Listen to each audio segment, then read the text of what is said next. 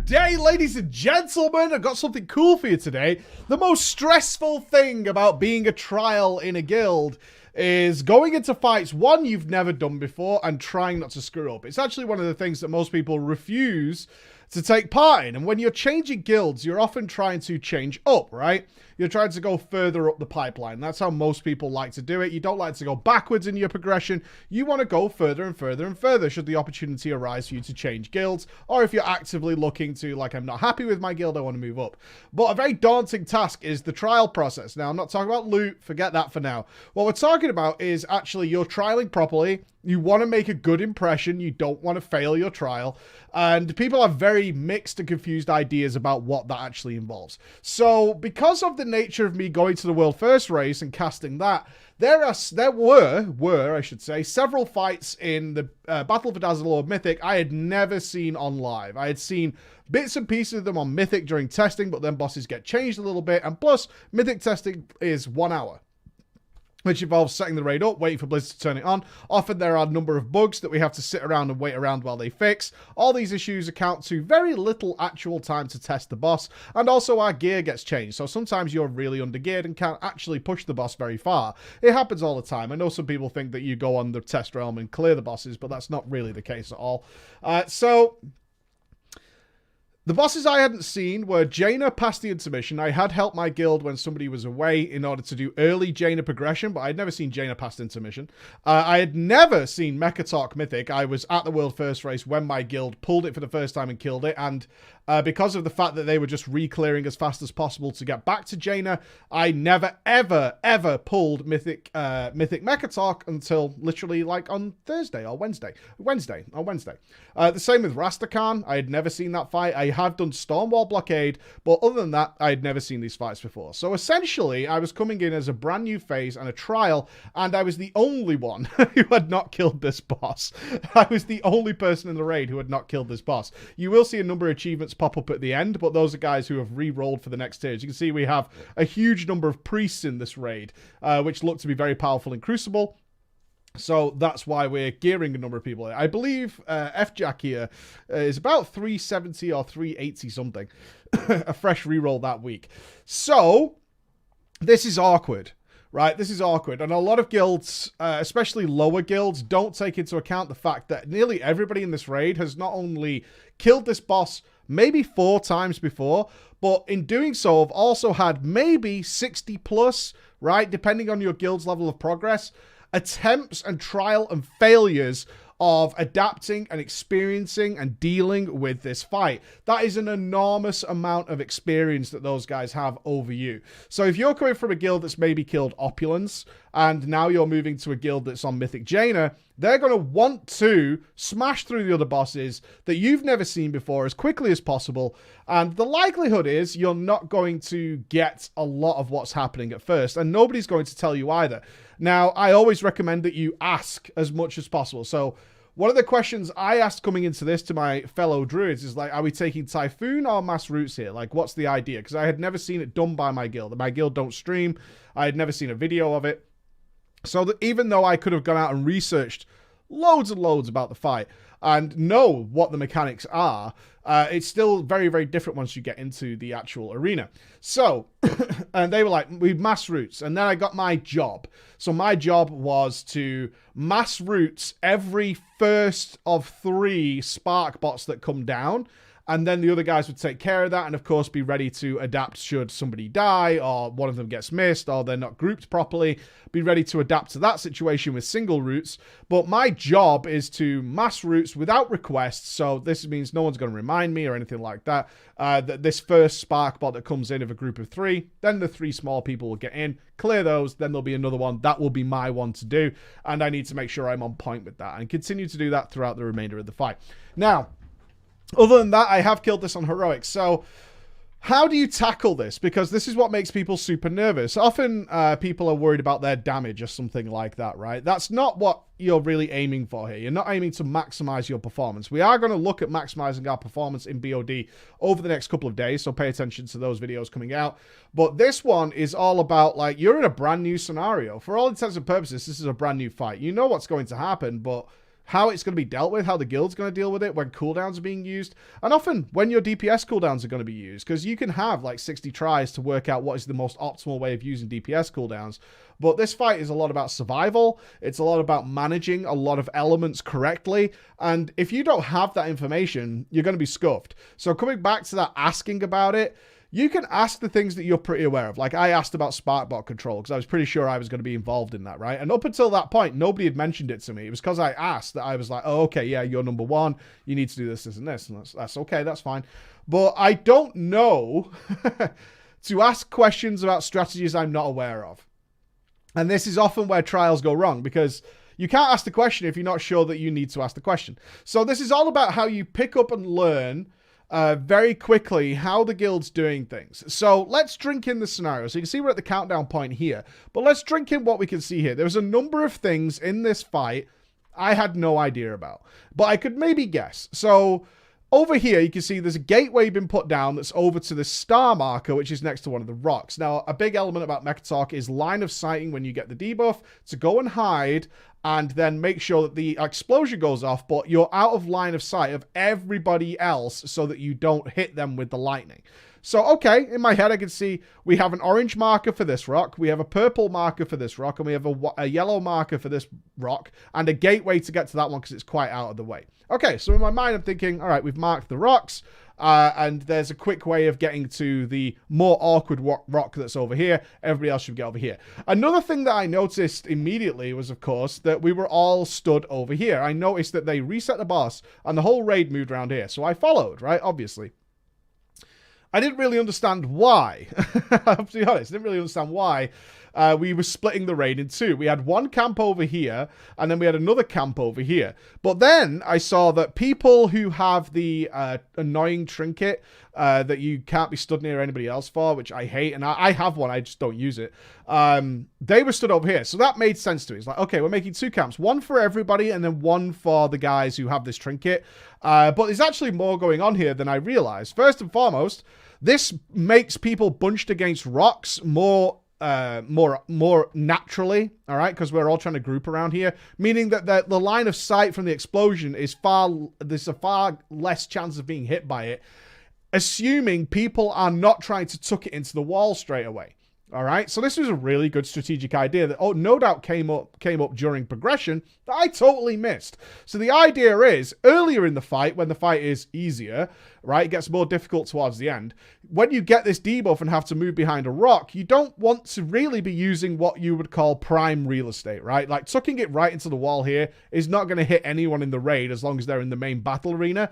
So this is prime real estate and dead easy to use. But earlier in the fight, we can risk the raid being more exposed if we can control where they're going to be, meaning that not only are we in the battle arena, but we're also tucked into this area, meaning line of sight is much easier. If I was to drop, say, the thing back here, and leave this prime real estate available for later in the fight when people are more spread out, things get more difficult, right? So I didn't understand at first why we were stood here. Like, it wasn't immediately apparent to me. Another thing that happened, which really screwed me up in a previous pull, is these marker colors are not accidental. In fact, the add-on will specifically mark you with either a diamond, a star, or an orange, and that means that you go to that pillar. Now, I didn't know that either, right? It's very obvious, but once I had the debuff, I was like, okay, I need to go to a rock, and went to a rock, and there was somebody else behind that. Now, we dealt with it. I didn't actually cause a problem at that point, because you can line of sight each other. Even though you're both line of sighting the raid, you can in fact avoid each other as well. So it wasn't an issue, but I then discovered, like, oh, these markers, these colors are not accidental. Is actually an add-on going to play out for me. So let's watch as we develop, because there's a number of things that made me very uncomfortable in this fight that won't be a problem next time. And they're all things that I generally missed because I wasn't there during progression. Like I said, you might have, even if your guild was very good at this, you still might have 20 or 30 or even more less pulls versus your compadres than what's going on. Now, in a moment, something's about to happen. So here comes the spark bot, okay? So this is mine. I know I've been assigned to deal with this. Now, I wasn't really sure what was going to happen because we had 3 Death Knights I'm thinking there's going to be some sort of grip. Where are they going to grip them to? I had no idea. So I had no idea. Is this already started in a good position? Probably not. Like, my common sense tells me, like, no, you probably don't want this thing exploding next to the melee. So I'm kind of waiting for it to do something.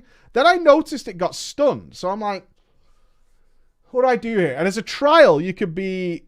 Because this is essentially what happens when you're a trial. As a trial, you could be like, should I do something with that? Like, it's been stunned. And then I learned, like, I thought about it. It's like, well, no, because it's still in a bad position. I don't want to waste my mass roots here because they don't want it there. Maybe they do for convenience, but I'm going to see what happens. And I just sort of like delayed a little bit. Then I saw this. I saw a DK running out as we were moving for Buster Cannon. So Buster Cannon's coming. I'm just keeping. So it's a very stressful moment, right?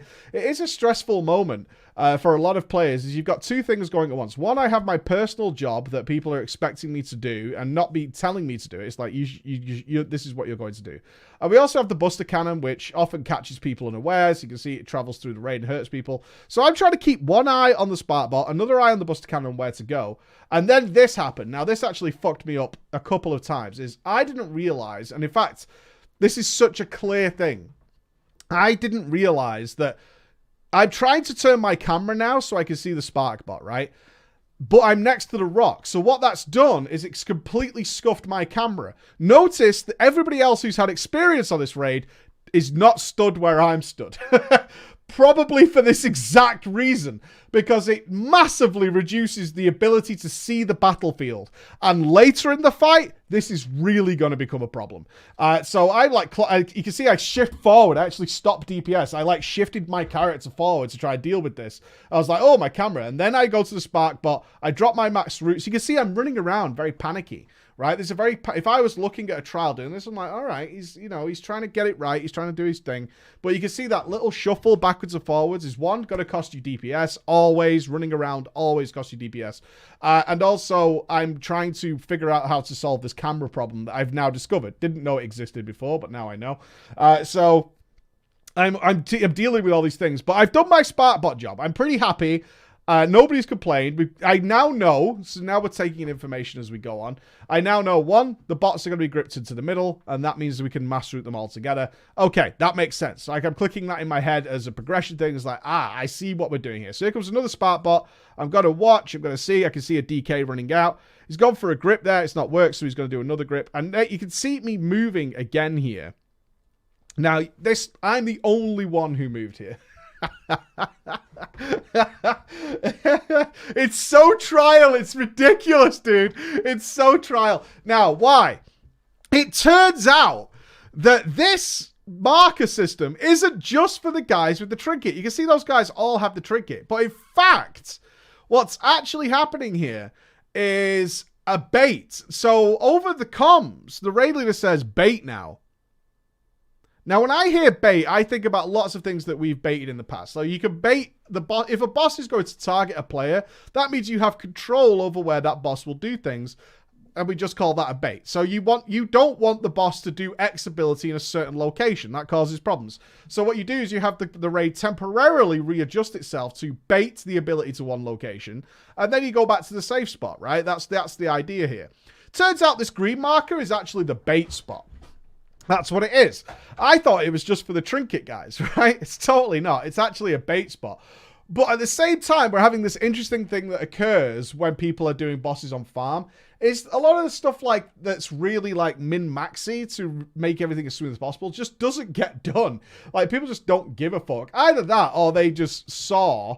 if we go back just a second, they saw where so what we're doing is we're baiting blast off. You can see blast off is coming now, which is where the boss is going to land. And people have seen that and gone, it's already at the marker. It's already been like chosen where it's going to go. I heard bait and I start running on my own. I'm like, we're baiting? Where are we baiting, man? Where are we going? So I start fucking off to somewhere else, which is just like so stupid.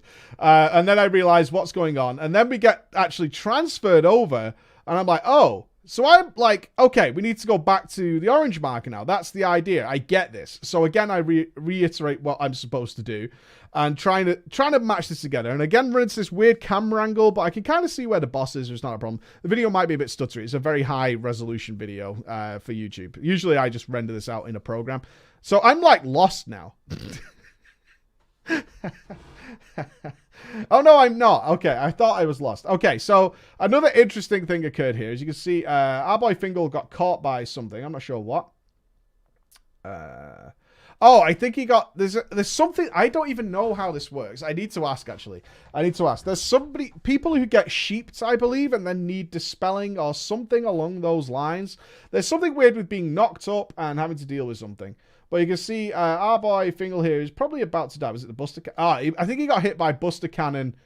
Was it through a wall? He might have been, I don't know. Something weird happened. I remember, I'm not going to put voice comms on, but I remember him being super pissed about whatever it was. The Buster Cannon traveled through a rock or something like that. I don't know. But he's like out of range of me. You can see the way it's grayed out. He's out of range of me. So there's been a call for a res occurring. Now, one thing I can notice is one of our Warlocks and both of our Moonkins are both dealing with the debuff and probably can't res. And James, I don't know, James is doing something. I don't know what he's doing. But anyway, I figure that I need to go and get the res, right? Because it's ideal. You don't really want the Warlocks resing either. And you certainly don't want the fucking melee DK going running for somebody. It's a Moonkin job. So I'm like, okay, I need to get to Fingal. So I go on my little wander of death here, and I'm trying to get him back up. I can't click him because he's behind a wall. There he is. So I had to run all the way over here. And luckily, I did get the debuff at this time. Luckily, I did get the debuff. Now, I then see one I'm behind this rock, and then drinking in which one am I going to be. So there's a lot of running around going to occur here while I'm trying to figure out what's going on. And also, this is kind of like the first time I've had the debuff. So I'm thinking to myself, I want to make a good impression. This is what a trial will do, right? Like, I want to make a good impression here, which means I don't want to fuck anybody over later in the fight. So, although I've only got like 7 seconds here, I really want to find, and I have this like weak aura with a nice timer, so I want to find like a good place to try and hide. So I'm healing myself. As you can see, I'm healing myself here. I don't want to be a burden to the healers in any way. I want to look after myself. So I'm trying to like drop it as, you see, I'm backpedaling a bit. I'm like, you can see exactly what I'm doing here. I'm looking through the rock. Who am I going to hit with this? And I'm trying to find a nice position where I can drop my thing off, and that leaves plenty of space around here. Also leaves this rock completely free and without hitting anybody as hopefully as best I can is essentially the idea. So I'm moving back in. I'm asking for Plix heal. Plix heal. I've healed myself. I don't want a Hellstone and stuff yet because, you know, it's very early in the fight. That's not what I want to do. And now I'll try and start doing some more damage as we move through this. So already we are a minute and 44 into this fight. There have been so many things that I've had to learn and pick up that I had no idea about like beforehand. And this is how much information you've got to try and pick up on. Whereas, you know, you're in a scenario where a lot of people already know this stuff and they're comfortable with it and they're fine with it. But you have to get comfortable with it as well. And you can see these micro adjustments I'm making because I'm trying not to fuck up, right? This is what you do, like, when you first deal with a fight, is you're trying not to fuck up. So I'm noticing, like, I'm slightly outside of the pack. Well, I want to be with the pack. That's where the guys are. I want to be with the pack. I absolutely want to be there, making sure I'm doing my job as best I can. So hopefully I'm not fucking up. But I'm constantly looking around, and a lot of people don't do this enough. And it kind of comes down to how comfortable you are with your character, how well your UI is set up, all these kinds of things. Is I'm constantly trying to observe what everybody else is doing in case I need to do that later. So I'm doing damage, obviously. I'm doing DPS, but I could do most of my DPS just by having this part of my screen. I can see that one of my dots is going to wear off. I've got 3 Solar Rats empowered and 1 Lunar Strike. I don't need to see anything else, and I can see my astral power here. I don't need to see anything else. I don't need to see my bars. I don't need to see anything. Everything I need in order to do great damage is here, right? To play my character is right here. Everything else, I could just look around, right? And see what's going on with a variety of people. That's my plan. So I'm doing this again. Now you can see I'm still having this camera issue. You can see how I fucked myself there. Like, you can see that. And I had to do the spark bot. So I got, again, this really awkward camera situation that I don't think the other guys are dealing with at all. And it's basically because my position throughout all of this is terrible. is terrible. But I'm also taking in a lot of other things at the same time and trying to figure it out. This is a plan for like next time I do this fight, is being very aware that, okay, being over here really scuffs my camera. And I want to not be in that scenario where I can't see what's going on. And I'm also very aware here that for whatever reason, I've rooted mine, but as you can see, mine's like wearing off in 7 seconds. So that was the routes I did in the middle. For some reason, this spark bot hasn't gone well. And I'm now very aware of that. Like, I could tell you from memory, I was very super aware that this wasn't right. And this might lead to issues. Because now this is exploding right next to where people were supposed to be clumped, you can see. So this one issue has caused the bait, which never occurred again, by the way. I assume the bait is so it doesn't land here. I assume that's what the bait was supposed to be. But after the first one where you saw me run out because the bait had been called and nothing happened, I was like, eh. Now, this made me panic. I remember panicking because this isn't my routes. This is actually... what's happened here is simple. Because these bots weren't next to each other in the middle, you can see there's 9 seconds left on routes number 2. So my routes, which is number 1, has worn off. But routes 2 is still 9 seconds. So if they were grouped up, they would both be affected by routes 2. But because they were spread out, it never got routes 2. Only one of them did. And that's led to my routes wearing off, where it should have been applied during routes 2 and routes 3. So now we have a spark bot on a wonder. So you can see the immediate response there was to cast the entangling routes. So these are all the things that you need to be fucking fully aware of at all times. Is not only did we have to look at the difference we've had here in 237, and this is what you guys should be doing, is trying to pick up on this. Why are we doing certain thing? Where are we doing certain thing? Okay, do we understand why we're doing it? Right, in the first place, so just gathering the bots in the middle. It made total sense because all the guys who got shrunk went into their bots at the exact same time because they were all right next to each other, and the raid is all equidistant away from them, and that meant they could clear them really quickly and conveniently, and it also allowed one mass routes to deal with all of the spark bots during the fight. So there's a lot of, like, this all makes sense. And then also picking up that it's not going right, can I help? In a trial process... You've passed your trial right there in most cases. You've passed your trial right there. Because not only have you managed to go, oh, I see what you guys are doing. I can also see when it's not going correctly, and I can see how I can help in that scenario. Like, that's it. Like, a guild that clocks that will, or even if they don't clock it, bring it up as like, yeah, I saw that, like, they were spread, so I threw a single routes on it or something like that. You can actually see someone else did it as well. You see, the debuff's already on. I haven't finished my cast, but the druids responded in kind with what needed to be done there, and that's what you need to be aware of. So we had this go down, and I was really panicky here because this bot landed here. I could see it's got a stun on it, but it's only a second left. And there's the grip. There's the mass routes. It has hit all 3 now. We should be kind of okay, I think. There had been a pull before this where we wiped. You can see some of the corpses. But this should be okay, I think. And then it got to the worst part for me. And I think for the worst part for anybody who is seeing a farm boss for the first time, and it's something that's so useful to know, is where is my spot? Now, if you're all grouped up, that's your spot. That's easy enough. But we're about to go into the second phase where the boss just flies up in the air. And if you're here for progression and you're doing something like this, everybody finds their spot. It's one of the greatest advantages regular raiding teams have over people who are having to bring pugs and things like that, is during progression, you will find your spot. And that spot can be anywhere. But once you find that spot, that's your spot. That's it. And people will know where their spot is because everybody else sticks to their spot. So you all kind of like, it's like just spread out. So you all spread out. You sort of feel around the environment and you find, okay, this is the area I can stand in. It doesn't matter if it's in the middle or wherever.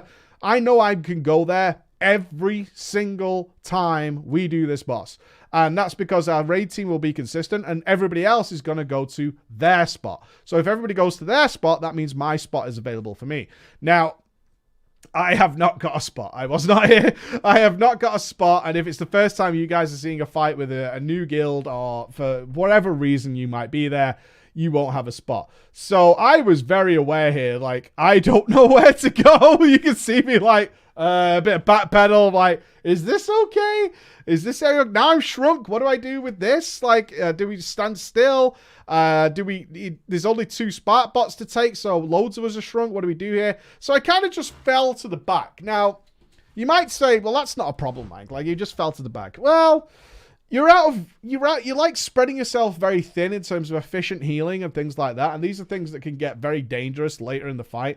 Is this good for healers? Is it not? I like to communicate backwards and forwards where we can if we think healing's tough. It's like, is there a better way for us to be in order to deal with this? And I also forgot, honestly, I think I get hit here at some point, or maybe even twice. I forgot just how annoying your camera was while shrunk here. And it's again, the biggest takeaway I had for this for the next time I do this fight is like camera. Because controlling the camera during all this stuff, you can see how limited I am to scope. It's almost a very vertical plane. It doesn't take in my environment a lot. Maybe a top-down view would be better. So this was an interesting one for me because this is the first time, not only have I been given the bomb, it's also after blast off. So we've all been pulled away and I have the furthest to travel to get to my spot. And there's no gateway from here either, because obviously the guys can't predict where blast stuff is going to be, so there's no gateway for it. So I've got a couple of choices here. I only have 10 seconds to not only get over there, but find a safe spot that hopefully won't screw other people up. We've still got 40% to go. The gateway is over here. I can go to the gateway and then over there and over there. I'll go straight for it. I believe I go straight for it. And I used my cat dash to get over there, and then found this. I was like, motherfucker. Oh my god. So, yeah, a couple of things here. One, I've got 5 seconds remaining in order to deal with this. I'll be honest with you, although I've done it on heroic and stuff, I have never dropped a bomb in this corner, ever. So I wasn't familiar with, like, where the spots and stuff was supposed to be to go. And also, I have an electric sheep that's about to explode. So I had to pause. Like, there was no choice. I had to pause. Even with only 5 seconds left, I just had to take a moment and just, like, where can I go that's safe? And then try and tuck it in round the back. So, you can see I switched my camera top down. And I was just thinking to myself, like, if I wipe the raid here, I actually thought back to the meme that we had with the Method guys where one of the Demon Hunters just exploded under raid. And I was like, if I just blow everybody up here, that's it. Like, you look like a fucking moron, man. That's something people are going to remember. You look like a fucking moron. So I was trying to think, okay, let's just drop it back again. I'm trying to leave room for other people. I could have gone back further here for sure, but I thought this is safe. Like, you can see I've put my camera down. I definitely hit somebody. Oh, no. I'm sorry, whoever that was, but I definitely hit somebody, if not 2 people there. And maybe, I bet you could drop around this corner. Maybe. But yeah, I was just like, okay, 5 seconds to go there. Like, what the hell do we do? And I had this dot as well, which I was super aware of. But you can see it's not about max damage here. I was trying to get, even though we've got Bloodlust now, I should be going ham. I was just trying to get back into position. I was trying to just like make it as easy as possible to get healed up. I've got this damaging dot, all these kind of things going on. And here's the robots. Now, I was panicking right now. A little panicky. I'm panicky because, one, I'm taking a lot of damage. This debuff hurts a hell of a lot. And I'm thinking to myself in my mind, like, should I just heal myself and deal with this? But at the same time, no, this is the DPS Zerg. Like, so you have to make these choices sometimes, which is, I kind of want to just heal myself and make sure everything's fine. You can see there's some of the raid are in tricky situations. But the healers should be fine. No one's asked for Innovate yet. And in fact, they are. You can see the mana's good. No one's asked me for Innovate. And I've got Bloodlust. So this is like a DPS fiesta. But simultaneously, I've got to deal with now 2 Spark Bots, which is how the fight progresses from this point, is you get 2 per time. And this is my one. These are the first ones that are going to drop down. So there's a hell of a lot of decision making here about what the best way is. So I wasn't sure. Do we grip them if there's 2? Do we have enough grips to manage 2 of them at the same time? Like, how are they managing that? I wasn't aware. So I had to watch. Again, it's about taking patience. Like, okay, we're bloodlusted. This was horrible. So, I go to click something. I go to click a Spark Bot, actually. I believe that's what it is. And it literally, for whatever reason, sends me through a gateway. Look how far away I am from this gateway. Like, I had no issue with this going through the gateway. So this was ultimate panic mode for me. It was real ultimate panic mode because I was totally not expecting to go flying through a gateway. You can actually see I bring my mouse over. If we go back just a second, you can see I bring my mouse over to the Spark Bots. I go to click it and obviously pull my mouse away before I've clicked it and then try and get the mouse back. So it's like, oh, I haven't clicked it. You know when you go to click something and it's not quite clicked it? So you're like, oh, okay, I'll go back. But in that meantime, my mouse hand literally travels to the gateway and sends me through it. I was like, oh, fuck me. Now I'm on the other side of the fucking room. Nobody should be here. The spark bots are my job and they've been positioned. So if I don't root them now, we're fucked. I'm taking a lot of damage from this dot and this is bloodlust. Like, this sucks. This really sucks. So I dropped the roots. And now I'm like, what's the best way of, what am I doing here? Like, what is the best scenario to get back in? I wait up and I just run through and be like, I'm just going to go back. I could have disengaged through or something like that. But at this point, I didn't want to risk it. Like, the boss is going to die. I just wanted to make sure I was doing my duties correctly. And then I got sent straight back. This is why I thought this video was so cool to show you guys all these different things that can happen to you. Because if you're not comfortable with the fight, if you're like super uncomfortable with it, this is like panic stations engaged. Because there's so fucking much happening at once that if you're trying to make sure you do your job correctly. Like here, I'm not even looking where the buster cannon is, which is super dangerous. I'm so focused on the fire that I haven't like relaxed at all yet. And being relaxed during a boss fight is a really big deal. Like you want to be relaxed at all times. And I'm not relaxed. I'm looking at the fire. I don't want to take the extra fire damage. I should have checked at least a glance as to where the buster cannon was. I then get the bomb, but I instantly react there because, again, there's a lot going on here. So I see the bomb debuff and I'm like, oh my god, I've got to go somewhere. And then I go, oh, I'm the orange marker. Okay, I'm really close to that. Okay, I can deal with this. So I'm gonna run away. I actually dropped back there to get atonement on me. So I think it might have been Nexa. It was probably Nexa who's playing Dis here.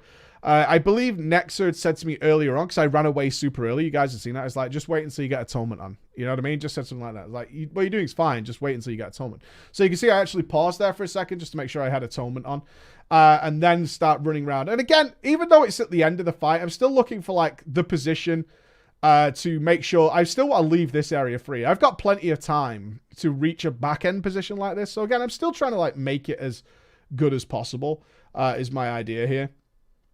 And I'm going to try and run back. I'm in cat form, trying to get back nicely. Got to throw some heals on myself, make sure I'm comfy. Wild Growth the raid, which wasn't super necessary, but why not? I'm already in healer mode. It's not like we're going for some sort of crazy DPS ranking here. And that's the strategy there. Just throw out a bit of extra healing. Who knows? It might help some way. The healers are more than fine.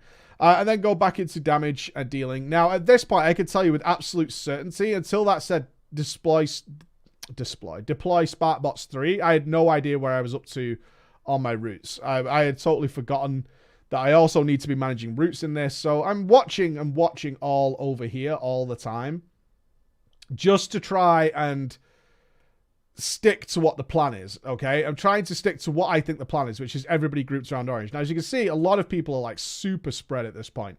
There are people everywhere, but for me, I was just like, I need to get back to the spot. I don't see a reason why we're not. It makes sense to me that we should still be doing that as we come in for the kill there. So, this is how I think you need to approach these kinds of fights that you've never seen before, but the guild you're doing it with already has this on farm, and you absolutely don't want to be the guy who fucks them up. I get that. Now, sometimes you're going to fuck it up. Do I even die here? I think I do. I get knocked up and I go for a disengage. Yeah. So what you were supposed to do here, this was my fuck up, is if you got knocked up in some way, then you could ask for a grip as the priest got out there, so the priest could grip you down. Me being a bit of a smartass and thinking the healers are probably a bit stressed, and have never done this before, by the way, so this was like the first time I had been knocked in the air, I actually thought, what I could do is actually wait a little bit till I'm coming back down, similar to like you do on Jadefire Masters, disengage and land quite safely in cat farm or something like that. Now, I could have done it earlier and been fine, but in fact, I disengaged there. As you can see, my disengage does get used.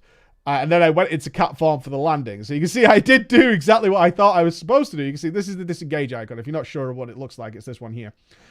So I did, in fact, do what I thought I was going to do. Disengage there. You can see I just used the ability, but the boss lands on me at the same time. So I then go into cat farm and I'm like, ow, and then instantly live cocoon. So big shout outs to the fucking Kegger Knuckles there who got hold of it. And what I should have done is just said grip on preach, and it would have been fine. It would have been absolutely fine. Like grip on preach would have been totally fine. But instead I tried to be Mr. Smartass about it. I still think I could easily do that. I could have just disengaged way earlier and cat farm down. Like I'm not going to be too high to deal with that, but either way, it was unnecessary. But there were so many things there. Like, as I said, but within 2 minutes, I had learned more about how the guild was doing this fight. And I came in with just the impression, like, the only information I had before we went in was to root that certain mob. And that might be what you get during your trial. Like, if you know, it doesn't matter what class you are, you've got a certain job to do. So with Wallet, like, you need to drop a gateway here. You need to be standing here at a certain point. You know, there's markers and things like that. You might get some bits of information, but there's so much that goes on during progression. There's little tiny things that a guild can't just sit there and go, okay, welcome to the guild. This is how we do Mecha Talk. So we're going to stand at orange and we're going to have another group at green. When Blastoff's coming, we're going to all bait to green and then we're going to move back to orange. When this happens, you got to deal with this. When this happens, you got to ask for a grip. When this happens, you got to deal with the roots. When this happens, this. You know, all this stuff, like the guild's just going to be like, well, you just fucking pull the boss, dude. Like, even if that guy dies, like certainly on a trial, it's like, even if that guy dies, it's not a problem. We're still going to kill the boss. But you know, in yourself, you want to try and make a good impression. So we could easily say, for me, like, damage wasn't a great thing here. We started off well, but later on, as it got more and more complicated, and I was trying to figure out exactly all the little details of the fight, not too great, so that we had all that shit that went on during Bloodlust. So from a trials perspective, who's caring about damage, you might come out of that sad, but I ultimately don't think it was that bad. Over course, I think for a first kill, I think this was fine.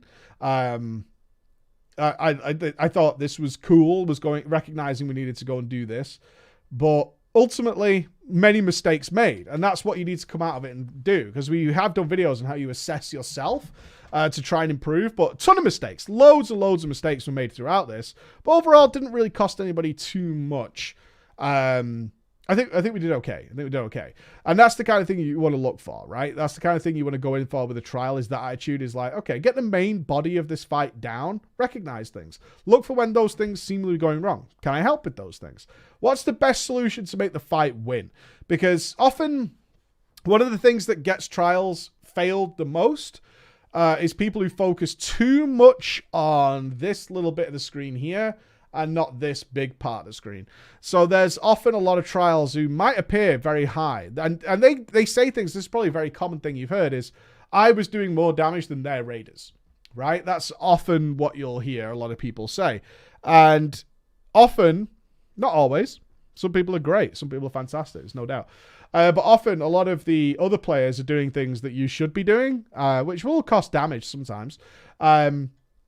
And those are the things you need to be aware of. Certainly when it calls for, like, stop damage, right? Stop damage is a big problem in my eyes. I hate people who don't stop damage. Like, if the raid killer calls to stop, it's because it's important. We need to stop right now. And then go again. But you'll often have people who are like, well, I'm having a really good pull, and I'm on a trial or something like that, and I need to make sure my name is in lights. That's not going to work, dude. That's not going to work. So I hope that was interesting for you, is to see the different approach rather than looking for just how you can show and learn how to deal with a farm fight, especially one as complicated as Mecha Talk. It is one of the more complicated ones. Jaina's not a great example because Jaina's a lot of follow the pack, but I think this was a really good eye-opener for people coming into this sort of environment, and how you tackle that and how you approach it. Tried to take note of as much as possible from the start. We've got markers. There's people over here. There's people here. And then listening to the raid calls and trying to piece together what's supposed to be happening based on what you already know the fight should be like. And then try to work through that as you actually play through it. Thank you so much for watching, guys. I hope that's helpful for you. I'll see you again. Bye-bye.